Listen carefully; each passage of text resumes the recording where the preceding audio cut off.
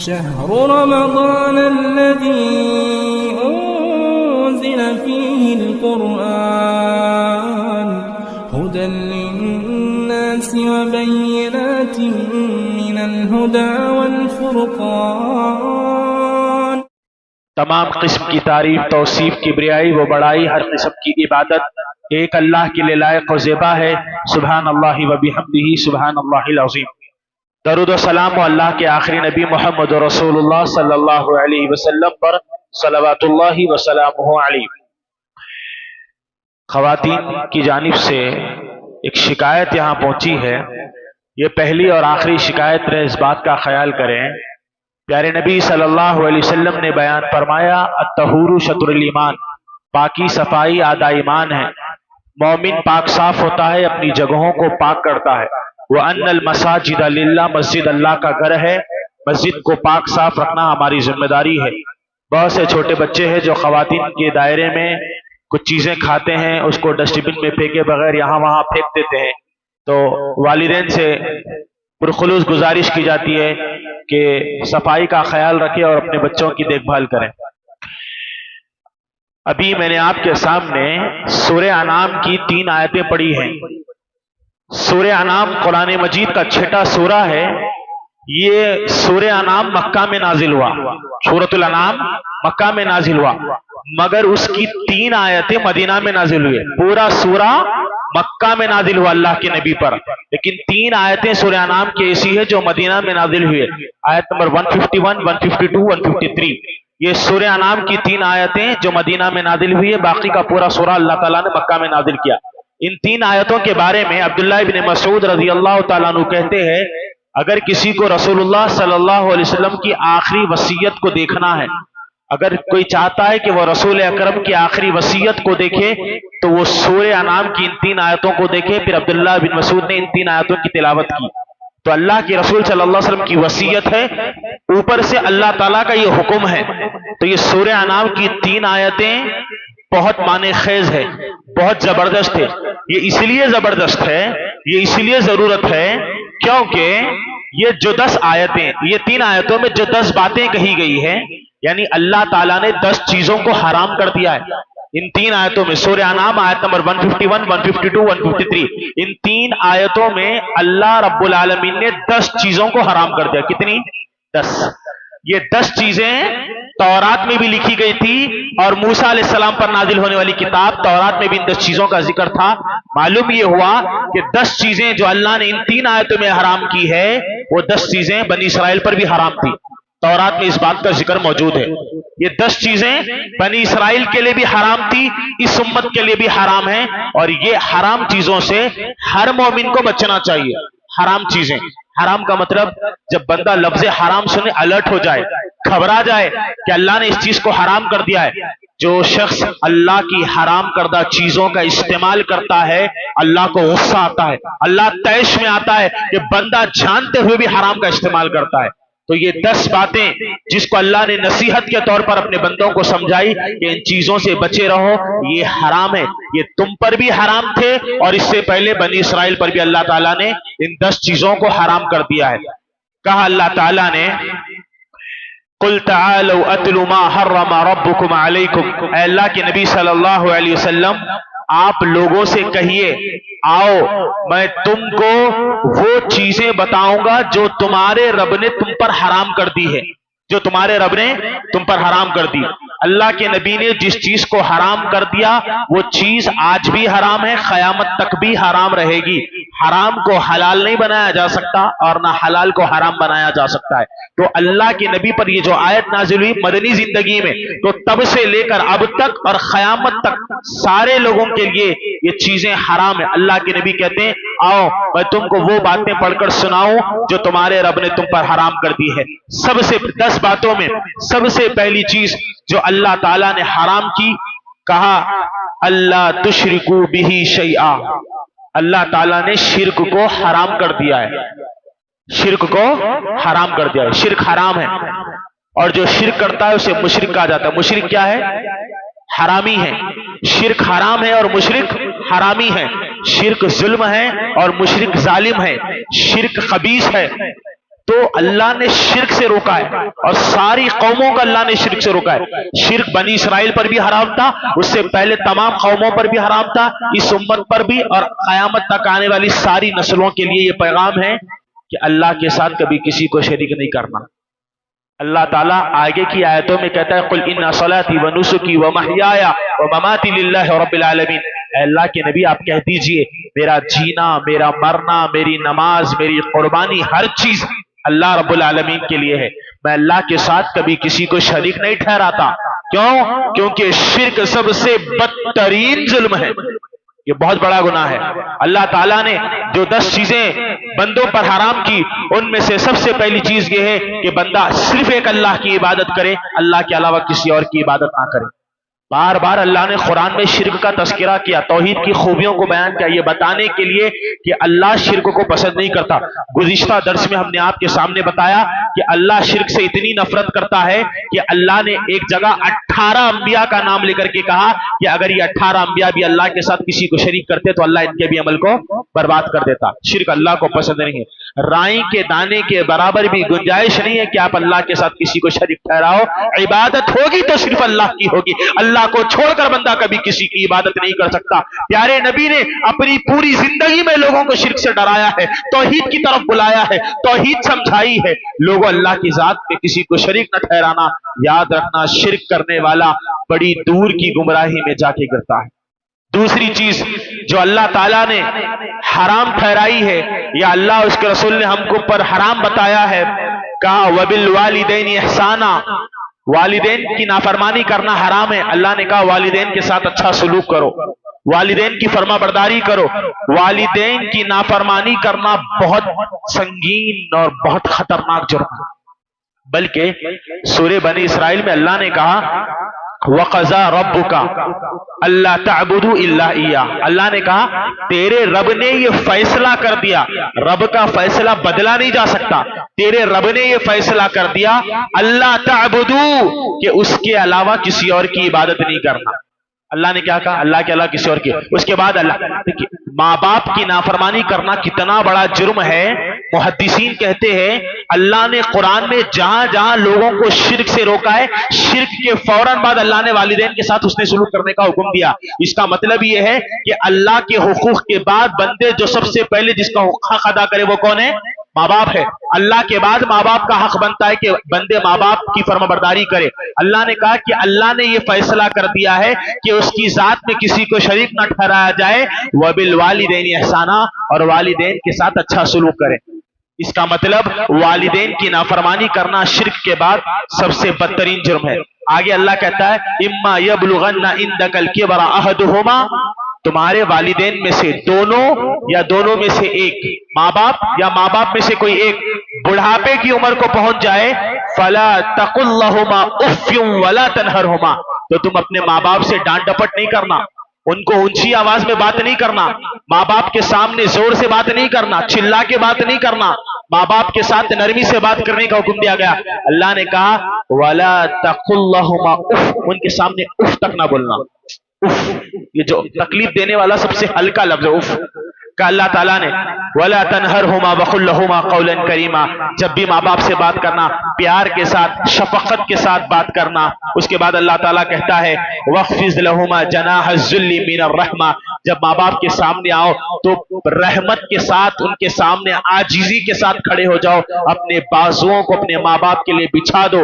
وقل رب ارحمہما کما ربیانی صغیرا, اور اللہ سے دعا کرتے رہو رب ارحمہما کما ربیانی صغیرا, رب ارحمہما کما ربیانی صغیرا, رب ارحمہما کما ربیانی صغیرا. اے میرے پروردگار میرے ماں باپ پر ویسے ہی رحم فرما جیسے انہوں نے بچپن میں مجھ پر رحم فرمایا. ہم سب ماں باپ کے رحم سے پیدا ہوئے ہیں. ماں باپ ہم پر رحم نہ کرتے تو ہم برباد ہو جاتے.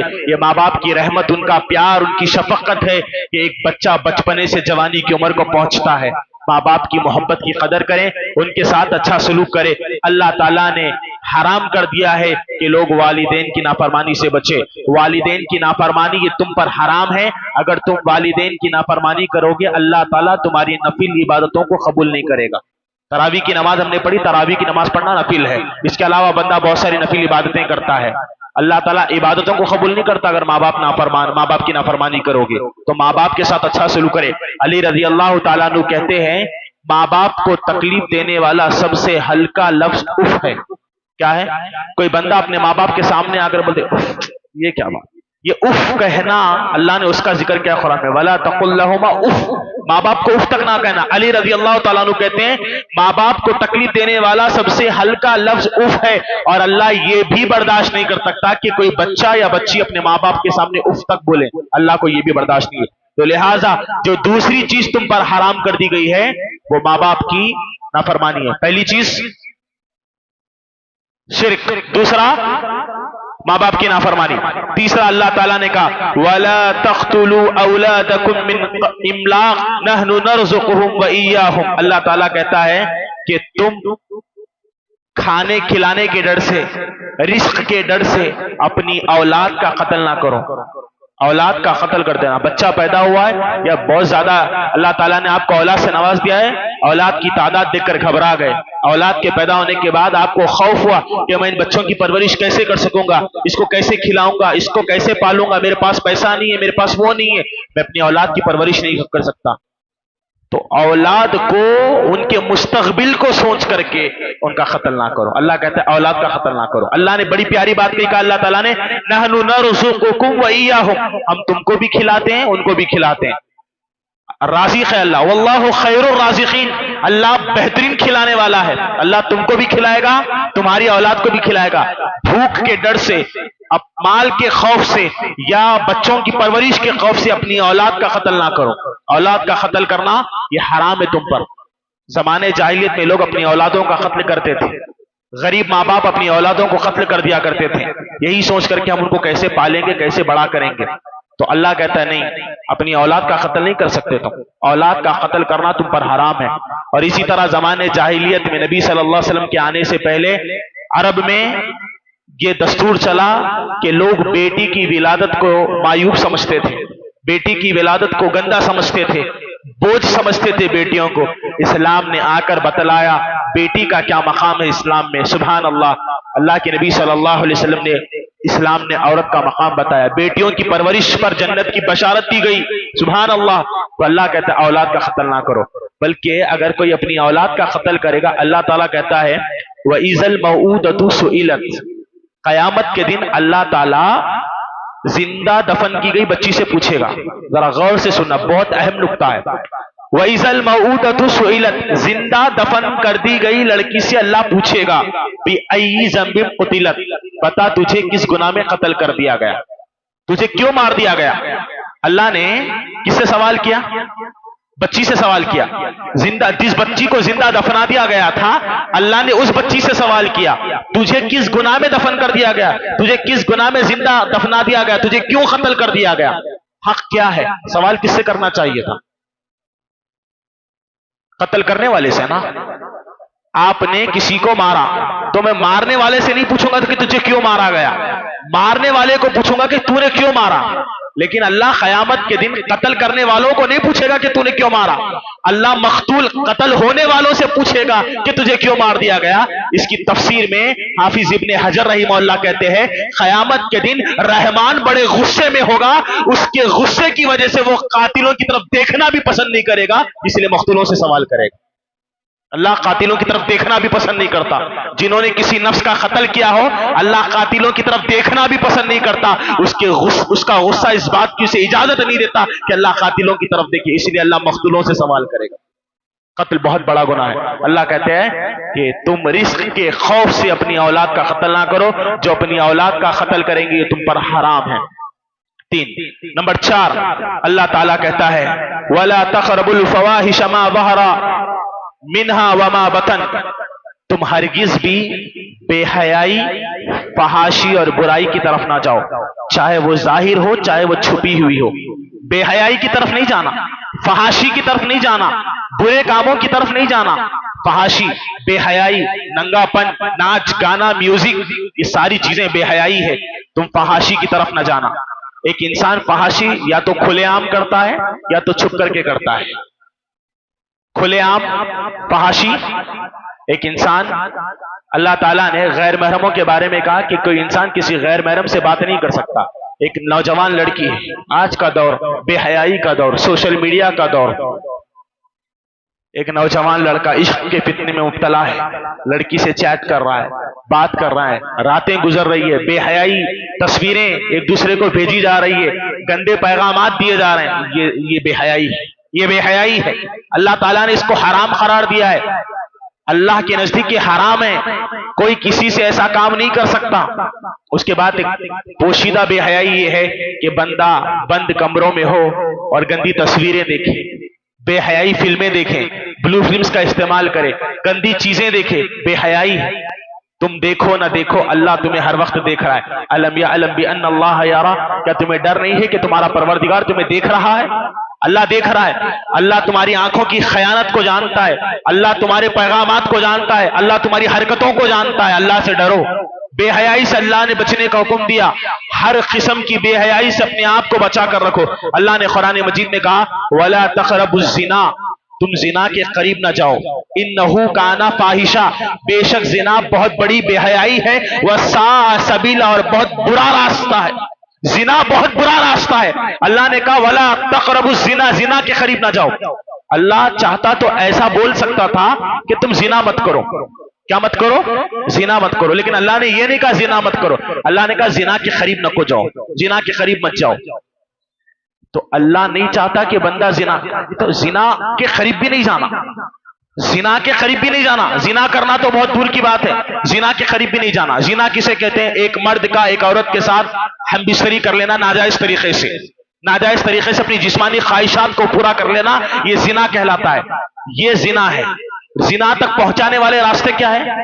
انسان کا غیر محرم عورت کو دیکھنا، اس سے بات کرنا، اس سے ملنا، اس کو چھونا، یہ سارے زنا کے قریب لے جائیں. یہ راستے ہیں جو زنا تک پہنچاتے ہیں. اللہ نے کہا زنا تو بہت دور کی بات ہے، وہ بہت بڑی فحاشی ہے، تم اس کے قریب بھی نہ جاؤ.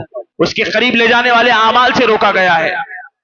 وَلَا تَقْرَبُوا الْفَوَاحِشَ مِنْهَا مَا ظَهَرَ مِنْهَا وَمَا بَطَنَ. اللہ کہتا ہے کہ تم نہ کھلی فحاشی کی طرف نہ جاؤ، نہ باطنی فحاشی کی طرف جاؤ. ہر بے حیائی سے، ہر برائی سے اللہ تعالیٰ نے تم کو روکا ہے. اس کے بعد اللہ تعالیٰ کہتا ہے وَلَا تَقْتُلُوا النَّفْسَ الَّتِي حَرَّمَ اللَّهُ إِلَّا بِالْحَقِّ. نمبر 5، اللہ تعالیٰ کہتا ہے کسی کے لیے جائز نہیں ہے کہ وہ ناحق کسی نفس کا قتل کرے. کسی کے لیے جائز نہیں. آپ کسی مسلمان کا قتل نہیں کر سکتے، کسی غیر مسلم کا بھی قتل نہیں کر سکتے بغیر کسی حق کے. ایک مسلمان کبھی کسی کا خون نہیں بہاتا. گزشتہ آیتوں میں ہم نے پڑھا کہ جو کسی مسلمان کا قتل کرے گا اس کے لیے 5 بڑی وعیدیں ہیں. یاد ہے؟ جو کسی مومن کا قتل کرے گا کیا ہوگا؟ فَجَزَاؤُهُ جہنم، جہنم میں جائے گا. وَغَضِبَ اللَّهُ، اس پر اللہ کا غضب ہوگا. وَلَعْنَهُ، اس پر اللہ کی لعنت ہوگی، ہمیشہ جہنم میں رہے گا. اور اللہ نے ایسے لوگوں کے لیے دردناک عذاب تیار کر کے رکھا. تو مومن کبھی کسی کا قتل نہیں کر سکتا. قتل اللہ تعالیٰ نے حرام قرار دیا ہے. آج انسان 2 طریقے ہیں، یا تو کسی کا قتل کر دیتا ہے یا تو خود اپنا قتل کر لیتا ہے، جسے خودکشی کہتے ہیں. 2 بھی حرام ہے. آپ نہ کسی اور کی جان نکال سکتے ہو، نہ خود کی جان لے سکتے ہو. جان اللہ کی امانت ہے. جان کس کی امانت ہے؟ اللہ کی. اللہ جب چاہے، جس کی چاہے، جہاں چاہے، جیسے چاہے جان نکالے. ہمیں اختیار نہیں دیا گیا کہ میں کسی کی جان نکالوں یا خود کی جان نکالوں. اللہ نے دونوں حرام قرار دیے. نہ تم اپنی جان نکال سکتے ہو، نہ کسی اور کی جان نکال سکتے ہو. نہ تم اپنا قتل کرو، نہ کسی اور کا قتل کرو.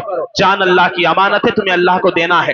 جو بندہ کسی کی جان نکالے گا تو وہ اللہ سے اس کا حق چھیننے کی کوشش کرے گا. اسلام نے کیا تعلیم دی؟ کہا ایک مسلمان کسی مسلمان کو زبان سے تکلیف نہیں دے سکتا. قتل تو بہت دور کی بات ہے، قتل تو بہت دور کی بات ہے. زبان سے آپ کسی مسلمان کو تکلیف نہیں دے سکتے. اللہ نے قتل کو حرام قرار دیا ہے. لوگ قتل کر دیتے ہیں، بس بات کیا ہوتی ہے؟ معمولی باتوں پر قتل ہوتا ہے. پیسوں کے لیے قتل، 50-60-100 روپے کے لیے قتل، ایک بریانی کے لیے قتل، ایک معاملے کے. دیکھا حالات دنیا کے ہم نے دیکھے، معمولی چیزوں پر قتل ہوتا ہے. حیدرآباد میں آئے دن قتل کے واقعات بہت ہوتے رہے. جب اس کی وجہ معلوم کی گئی، لا حول ولا قوت الا باللہ، بس کرسی ہوٹل میں جگہ بیٹھنے کے لیے جگہ نہیں ملی، جگہ کے لیے لڑائی ہوئی، قتل ہوا. سموسے کے لیے قتل کیا گیا. معمولی باتوں پر لوگ اپنے ایک دوسرے کی جان کے دشمن بنے بیٹھے ہیں. یہ حقیقت معاشرے کی.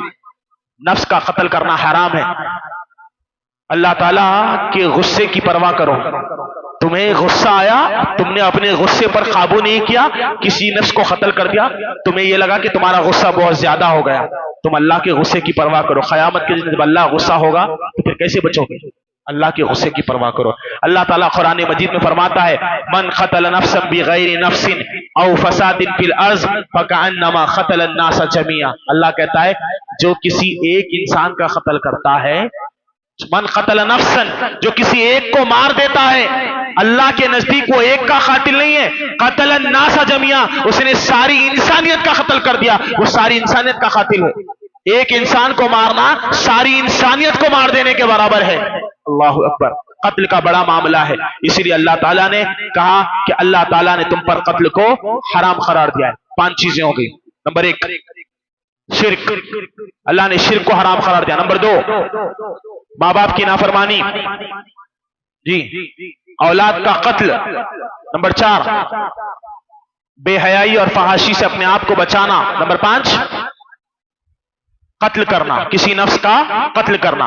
ان 5 چیزوں کی حرمت کے بعد اللہ نے کہا ذالکم وصاکم، یہ تم کو نصیحت کی جا رہی ہے، یہ اللہ وصیت کر رہا ہے تم کو. ذالکم وصاکم بھی، اس چیز کی تم کو وصیت کی جاتی ہے کہ تم اللہ کے ساتھ کسی کو شریک نہ ٹھہرانا، ماں باپ کی نافرمانی نہ کرنا، اپنی اولاد کا قتل نہ کرنا، بے حیائی اور فحاشی کے قریب نہ جانا، اور کسی نفس کا قتل نہ کرنا. یہ اللہ تم کو وصیت کر رہا ہے لعلکم تعقلون، تاکہ تم عقل رکھتے ہو، تاکہ تم عقل رکھو، تاکہ تم سمجھ سکو. اللہ تمہیں بتا رہا ہے عقل مندو اللہ کی حرمت کردہ چیزوں کے قریب نہ جانا. اس کے بعد اللہ نے 6ٹی چیز کے بارے میں کہا کہ وَلَا تَقْرَبُوا مَالَ الْيَتِيمِ إِلَّا بِالَّتِي هِيَ أَحْسَنُ حَتَّى يَبْلُغَ أَشُدَّهُ. اللہ نے کہا کہ یتیم کے مال کے قریب نہ جانا، یتیم کا مال نہ کھانا. یتیم کسے کہتے ہیں؟ جوانی سے پہلے جس کے باپ کا انتقال ہو جائے وہ یتیم کہلاتا ہے. بچہ نابالغ ہے، اس کا باپ مر گیا ہے، وراثت میں بیٹے کو جو مال ملتا ہے، اس یتیم بچے کو جو مال ملا وہ اس کا مال ہے. یعنی باپ تھا، مر گیا، بیٹے کو وراثت میں مال ملا، بیٹا بھی کیا ہے؟ نابالغ ہے. تو اللہ کہتا ہے کہ وہ مال کا وارث بنا ہے اپنے باپ کے، لیکن وہ بھی نابالغ ہے، تو اس کے مال کی حفاظت کرو. نادان بچہ سمجھ کر اس کے مال کو نہ کھا لینا، اس کے مال میں ڈاکہ زنی نہ کرنا، اس کے مال کو ہڑپنے کی کوشش نہ کرنا. کئی ایسے لوگ ہیں یتیموں کی پرواہ کرنے کے لیے ڈھونگ کرتے ہیں. ڈھونگ کہتے ہیں یتیم بچہ ہے ہم پالیں گے، یتیم بچے کو اپنے گھر میں لا کے پالتے ہیں. اس کے باپ نے جو پراپرٹی چھوڑی تھی کروڑوں کی، جو یتیم بچے کے نام پر ہے، کہتے ہیں ہم یتیم کی پرورش کر رہے ہیں، تھوڑا اس میں سے حصہ نکالتے ہیں اپنا. لا حول ولا. اللہ کہتا ہے ناجائز طریقے سے یتیموں کے مالوں کو نہ کھاؤ، ناجائز طریقے سے یتیم کے مال پر بری نظر نہ ڈالو. یتیم کا مال کھانا انسان کو ہلاک کر دیتا ہے. اللہ کے نبی نے 7 بڑے گناہوں کا ذکر کیا، ان میں سے آپ نے ایک ذکر یہ فرمایا کہ تم ہرگز یتیم کا مال نہ کھاؤ، یتیم کے مال کے قریب بھی نہ جاؤ، یہ تم پر حرام ہے. جب وہ جوانی کی عمر کو پہنچ جائے، اس کے باپ نے جو کچھ چھوڑا تھا انصاف کے ساتھ پورا مال اس کو لوٹا دو، اللہ یہ کہ وہ خوشی سے آپ کو کچھ دے تو رکھ لو، لیکن اس کی بغیر اجازت کے اس کا مال آپ نہ کھاؤ، یہ تمہارے لیے حرام ہے. یتیم کے مال کے قریب جانے سے اللہ نے منع فرمایا ہے. نمبر 6. نمبر 7 اللہ تعالیٰ کہتا ہے وَأَوْفُوا الْكَيْلَ وَالْمِيزَانَ بِالْقِسْطِ، جب بھی تم ناپ تول کرو تو انصاف کے ساتھ ناپ تول کرو. ناپنا، آپ دکان چلاتے ہیں، کوئی چیز خریدنے والا خریدنے کے لیے آئے، آپ جب کوئی چیز تول کے دو تو ناپ تول میں کمی نہ کرو. ناپ تول میں کمی کرنا حرام ہے. ذرہ برابر بھی آپ ناپ تول میں کمی یا زیادتی کریں گے آپ کے لیے بڑا گناہ ہے. جب اللہ کے نبی ہجرت کر کے مدینہ آئے تو آپ نے دیکھا کہ یہودی ناپ تول میں کمی کیا کرتے تھے. جو ناپ تول میں کمی کرتے وہ یہودیوں کے طریقے پر ہے. ناپ تول میں کمی کرنا یہ معاشرے میں بہت عام بات بن چکی ہے. لوگ ناپ تول میں کمی کرتے ہیں، یہ حرام ہے.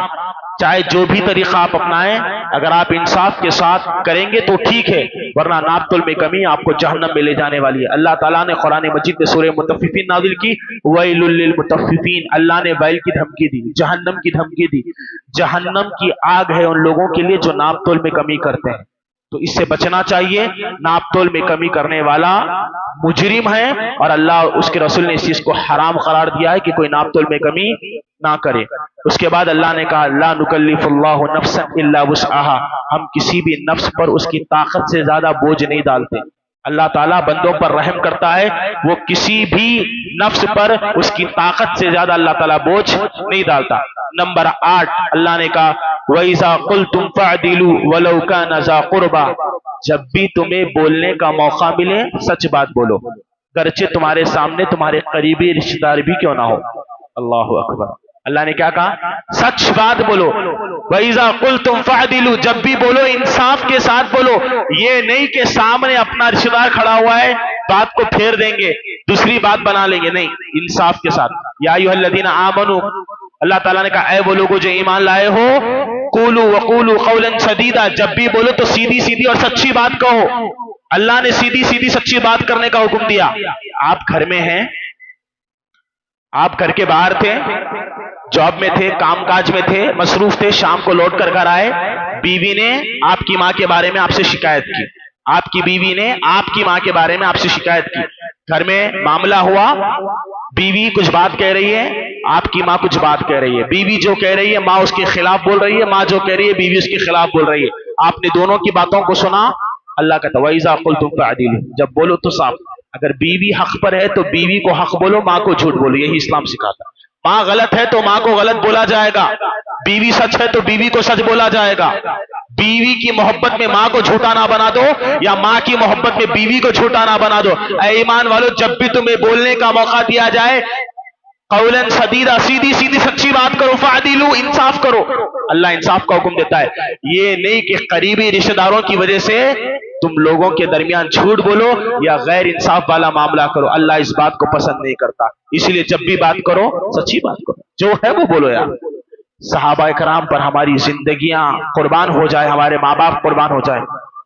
عمر بن خطاب رضی اللہ تعالیٰ عنہ سے چند صحابہ نے یہ مشورہ دیا کہ اے عمر، تم اپنی زندگی کے آخری لمحوں میں ہو، ہم چاہتے ہیں کہ تم اپنے بعد اپنے بیٹے عبداللہ بن عمر کو خلیفہ بنا دو۔